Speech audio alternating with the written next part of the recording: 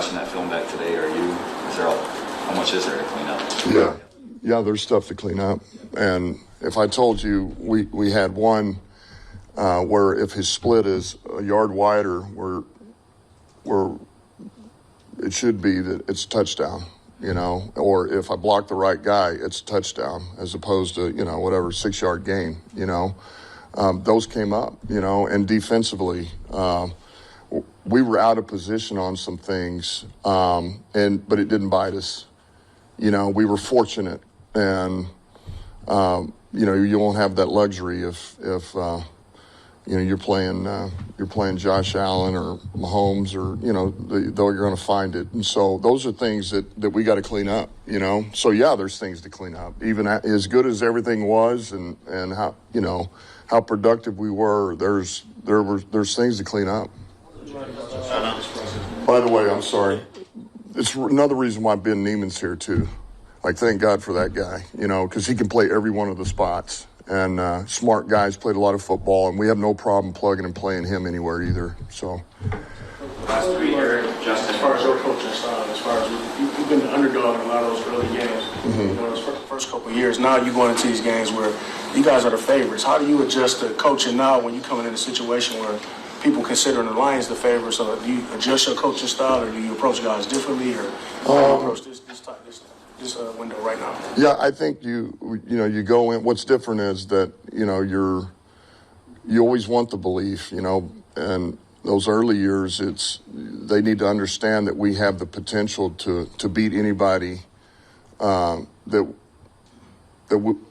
We have that ability to beat it, but you got to play a certain way, and it's got to be extremely clean. That's where we were, and once they begin to believe in that and they understand that, and I got it, then it begins to shift. And here we are a little bit. But I think what's really important is that they never lose sight of, man, think about the work that you put in last week getting ready for that game. Like our Thursday out here at practice, we were smoking. I mean, smoking at practice. It was intense. It was violent without having pads on. I mean, guys, we played the way we practiced.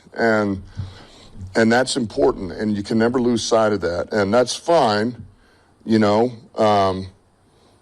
not the underdogs, but we have certain standards, the way we approach things, the way that we prepare for games. And as long as we do that, you will continue to be a tough team to beat, and that's important.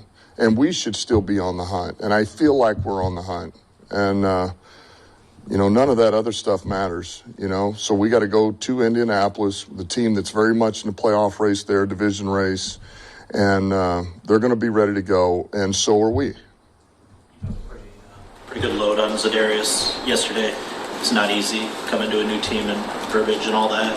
How'd you think he showed up when you went back and looked at his film? Yeah, I thought he did some things for us. I thought he did some good things for us. It was good to have him out there. I thought, really, like we talked about last week, man, just be a piece of this puzzle. And he's a guy that's played. He is instinctive, man. He doesn't stay blocked long. He's really good with his hands. Like I say, he can set an edge in the run game, and he's really good at working games with the other, with Mack and with Reeder and those guys. He's got a knack for those things. So I think, first outing with him, I thought it was good. I think he fits right in with us.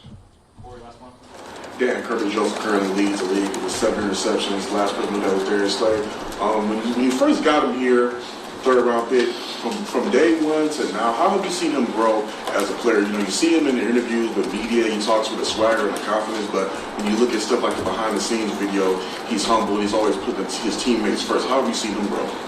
Yeah, I would say to your point, he was always real quiet when he first got here. He wouldn't say a word.